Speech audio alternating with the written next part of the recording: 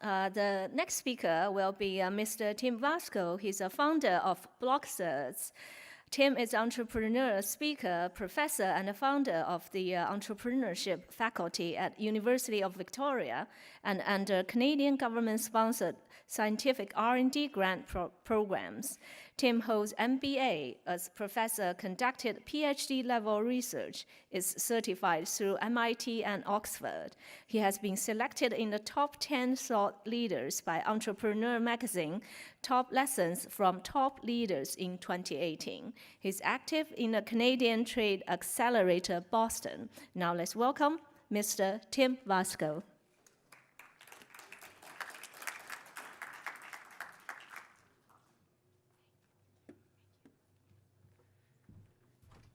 Thank you.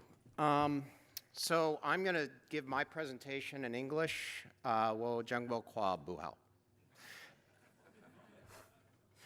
How many people out here have done trade between Canada or international trade and used contracts? How many? Okay. We all use contracts. How many people like to trust who's on the other side of the transaction that they're dealing with? Okay, so I'm going to talk a little bit about trustonomics because as Yuval Noah said, trade cannot exist without trust. And trustonomics is really what blockchain is about. So let's talk about trust. Let's talk about blockchain. I want to get it down to really the basics of how we use this technology to improve international trade. And there are three things that we all need to know about. What is the trust? And trust represents the protocol layer. Protocol is the math, all that stuff you just heard about, which was fascinating if I could have understood all of it, is about the protocol layer, the way we program the trust into the blockchain. The next is the network layer, truth. In the network, that's where your data is stored. And what we do with blockchain is we distribute that so no one person has control or no one entity has control over the network or the data. And finally, the application layer, and that's what most of us see. That's where we all look at these all day long and we say, and I'll show you, this is our application. So my entire business is on the blockchain and everything I have right here is held in my hand, but it can be anywhere in the world, okay? So think of blockchain in that regard. Now, why did blockchain come about? How many people remember when the market crashed in 2008 and we had a global meltdown? So in 2008, we had this massive global meltdown, this massive failure of trust in the economy. And that same year, Satoshi Nakamoto wrote the white paper and Bitcoin emerged. But the question is Bitcoin truly the new global currency? Do we think, how many people think Bitcoin is the new global currency? Not very many people. A few people do. Well, the true real new global currency is trust. And we can now create these tokens, we can create these contracts, and we can create these elements with trust embedded. And when we do that, we can create our global trade or our international trade or our national trade. And that's what blockchain is. So it's a fabric, it's a fundamental shift, it's a fundamental change. And what we're going to talk about is a little bit about how you apply it. Okay? So the questions we ask is how we can create trust with all of these different areas. Trusting our bankers, trusting our insurance, trusting our governments. We want to create, all of us do business and actually live our lives based on a contract, don't we? How many people in this room have a passport? Just about everybody has a passport. Isn't that a contract with your government? How many of us know who we are? Most of the time, I don't know who I am, but if you know who you are and your government knows who you are, you have a contract with the government. And then you get to do all those wonderful things like pay taxes and things like that that we love to do. So that's why trust matters. We know trust matters. We depend on it in our lives. We depend on those contracts we have in our lives. And what we're going to talk about now is how smart contracts solve some of the problems with these contracts we use every day. And this is what every business will need to do. Okay? So first of all, before I get there, let's talk a little bit about that identity we just represented. When we're in emerging worlds, like even in China, in the rural areas, in India, Africa, all over the world, there are people who don't have identity. In fact, there are 1.1 billion people in the world who don't even have an identity with their government. So if I was in a room with those people, they wouldn't be able to hold their hand up. How many people watched the event in Thailand where the kids were trapped in the cave? Right? Globally, we watched that and we were amazed at these kids being rescued. But guess what? At the end of that, we found out they were stateless. They didn't have an identity. Right? That's a huge problem for international trade. As soon as we solve that problem, we add 1.1 billion people into the economic ecosystem. That's trustonomics. Now, in our countries, from Canada to China to the United States to Europe to everywhere, we now have these regulations, and we're worried about things like, where's my data? Is my identity going to be stolen? Like, these are the first world problems that we have.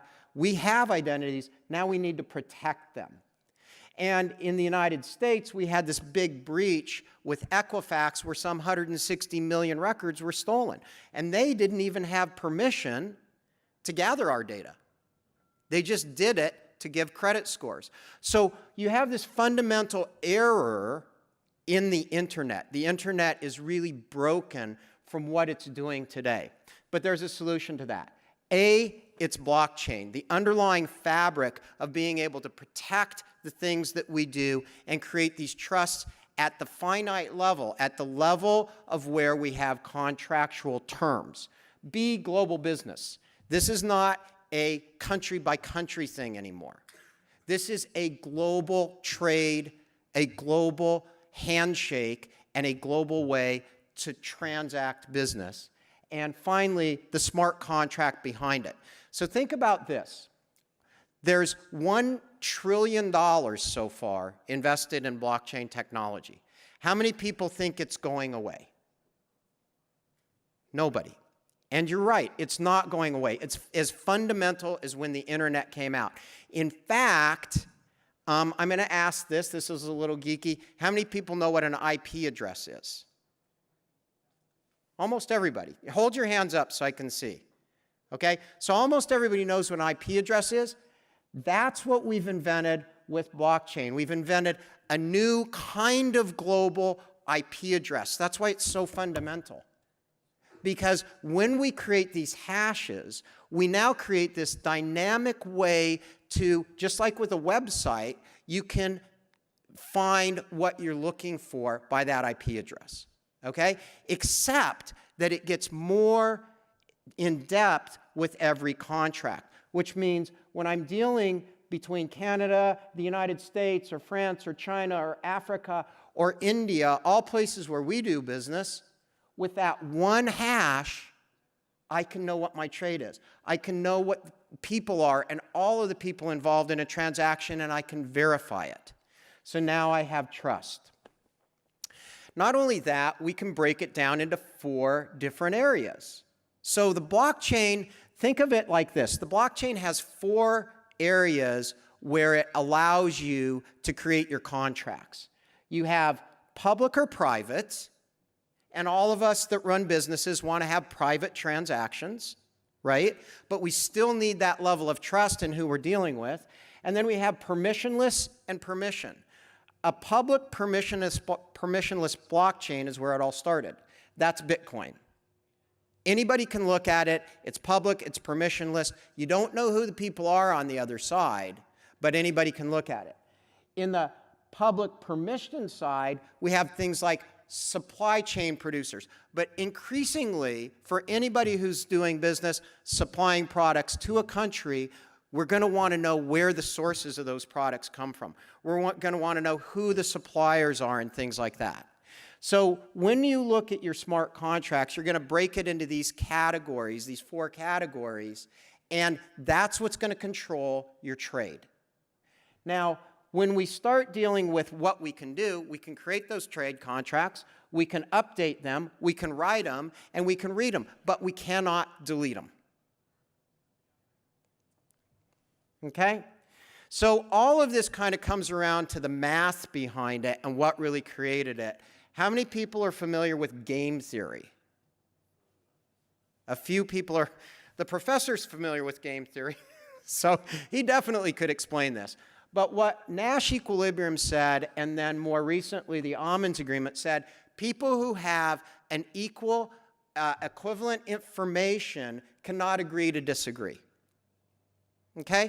So I'm going to use an example of the trade war currently going on between China and the United States. Okay, let's talk about that. On Monday this week, $200 billion worth of Chinese goods were subject to tariffs in the United States.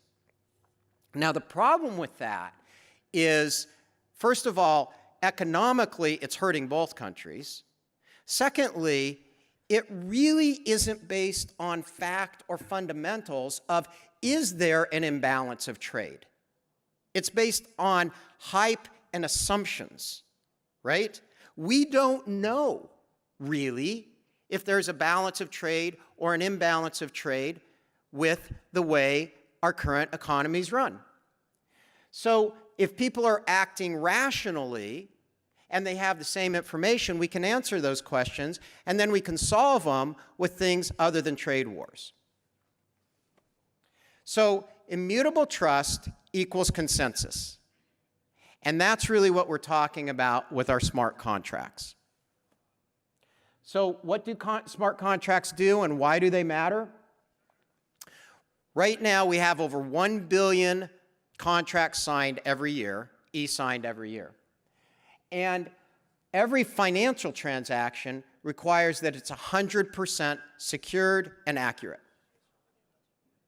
So when we look at supply chain and we look at what we're doing in our international trade, we look at these elements. And if we can manage those elements specifically through our smart contracts, then we can execute every smart contract using a token. And that's what the BlockCerts blockchain does, is it takes all of your contracts, all of your elements, allows you to immediately put them into a token and carry that token from authentication to the transaction that actually happens and records that in a distributed ledger and finally stores that information forever. Now, there's a lot of implications we don't have time to go into, but the reality is that you can now create this smart contract that says who's ultimately responsible for every contract provision, what's the status real-time, moment by moment, and if there's a challenge or a change, it's on the blockchain and we can deal with it right away. That's what a smart contract does. So it's trust in the terms, truth in the performance, and transparency between all parties. Now we've got more efficient international trade.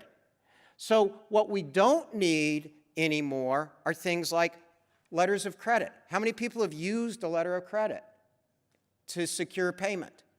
We don't need that anymore. It's embedded in the contract. So you're dealing with terms, payments, and release of payments at the exact point that you need to do it. So truth, trust, transparency in every single transaction, we call that transaction streaming. The problem with current blockchains that we have is mining transactions are generally done through computers and they slow things down. When we do these smart contracts on the BlockCerts blockchain, every transaction mines itself.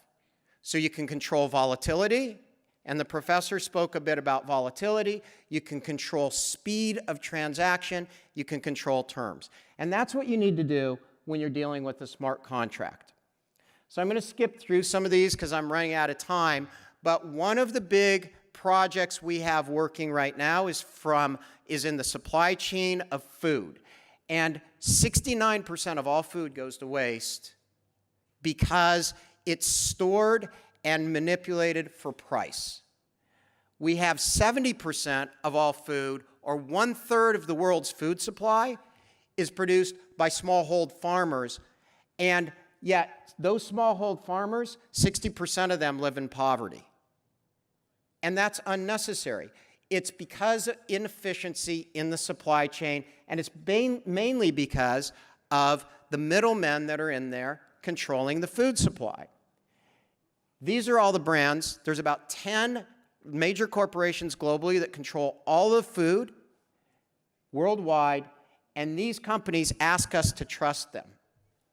So what we basically have now is we have this ability to create these smart contracts on the fly very, very quickly, just as easily as you do a PDF. We have the ability to put programming language behind them. We have the ability to put payments in them. We have the ability to put micro terms in them. And we have the ability to see this real time, just like we see the news. That's what a smart contract is. And really, that's what was intended, which is why I chose this quote, because we're just exploring this. But this fundamentally is nothing new. This fundamentally is where business began, it's how international trade began, and it's how we can continue to bring economic prosperity forward and avoid trade wars and the things that are going on today. Thank you very much.